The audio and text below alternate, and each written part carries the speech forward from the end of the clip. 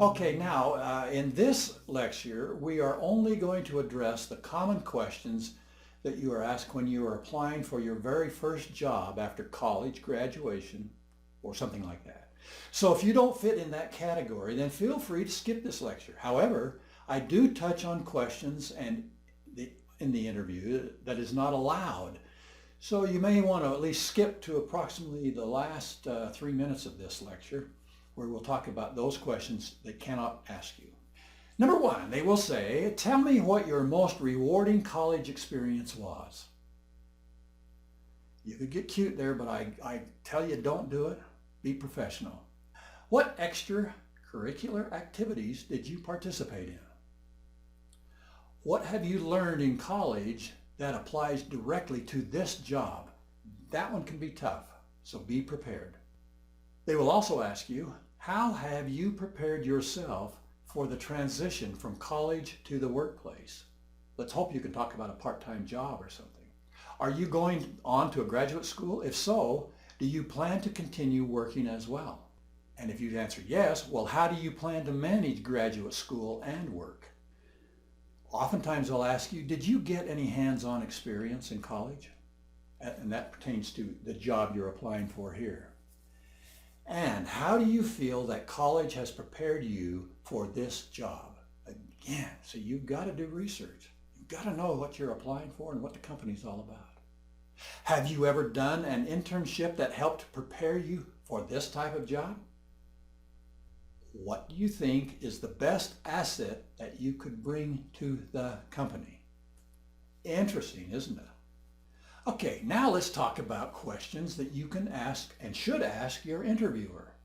See, just like fielding all those questions from your interviewer, it's best to ask a few of your own. It shows that you are genuinely interested in working there and that you have some concerns of your own. It also shows that you feel relatively certain that this is the place for you. Asking the right questions to your prospective employer will show him or her that you are serious in your efforts to work for their company and that you are an organized individual. You should steer clear of asking any personal questions or any questions that are not directly job related. If you wish, you may jot down some of the answers that you are given for reference later on. Keep your questions simple and polite. Make sure that you are asking direct questions about the job and or the work environment, not personal questions. Okay? So, you ready?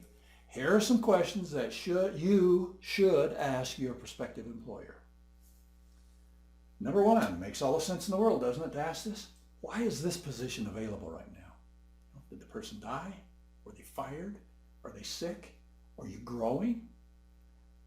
Number two, how many times has this position been filled in the past 5 years? Why would you want to know that? Might be a difficult boss. What should the new person do that is different from the last person that had this position? What would you most like to see done in the next 6 months from this position? Number five, what are the most difficult problems that this job entails? And number six, how much freedom do I have in the decision-making process? That is a critical question to ask. Now, how much responsibility do they give their employees? What are the options for advancement in this company? Number eight, how has this company succeeded in the past? People love to talk about their successes, so ask the question. Good one. Number nine, what changes do you envision in the near future for this company? This is great. You can bring this up at every quarterly performance interview, and that is, what do you think constitutes success in this job? Just like there are many questions that an interviewer can ask, there are many that he cannot ask. Some questions are illegal to ask, in fact. Many people don't realize there are off-limit questions for employers. That is why I just felt that it was important to include them. So when or if you do encounter some of these questions, there are ways that you can choose to respond to them. Now, since some people would probably answer every one of them, it's still good to know that you don't have to answer these kinds of questions. You can simply ask how those questions pertain to the job you're applying for. Okay, so here's the list.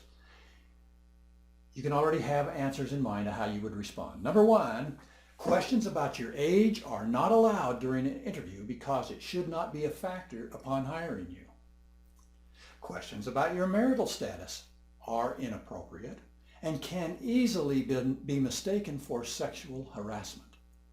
This question also applies to whether or not you have children, what your child care plans are if you get the job, you see?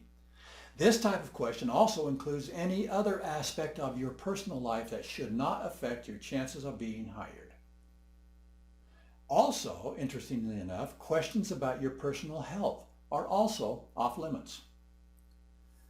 Number four, questions about your ethnicity should not be asked by an interviewer, or they should not be answered by you either, even if you want to.